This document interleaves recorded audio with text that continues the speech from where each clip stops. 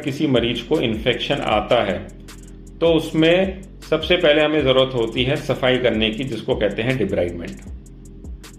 Debridement का मतलब यह है कि हम दोबारा उसी जगह पे जहाँ पे कि सर्जरी हुई है वुंड को खोलते हैं, अच्छे से वॉश करते हैं, ज़रूरत होती है तो उसमें एंटीबायोटिक भी डालते हैं और फिर ड्रेन डाल के उसमें बंद करते हैं। उसी जगह से हम एक सैंपल भी लेते हैं बायोप्सी का, ताकि उसमें हम ये भी देखें किस तरह का इन्फेक्शन है।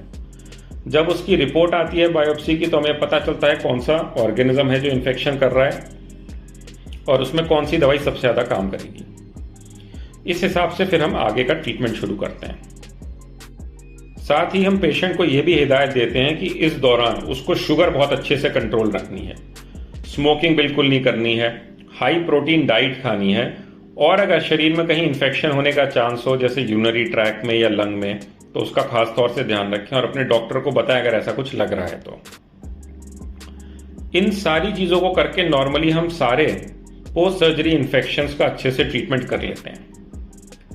तो अगर आपको या आपके किसी जानने वाले को पोस्ट स्पाइन सर्जरी इन्फेक्शन है तो घबराइए मत, अपने डॉक्टर से मिलें और इन सारे प्रोटोकॉल्स को फॉलो करके हम लोग नॉर्मली सारे इन्फेक्शंस को ख़त्म कर लेते हैं और आपकी स्पाइन सर्जरी सक्सेसफुल हो जाए, इसके पूरे चांसेस रहते हैं। So don't worry, see your surgeon, have confidence on him and do what ever treatment he suggesting. Thank you.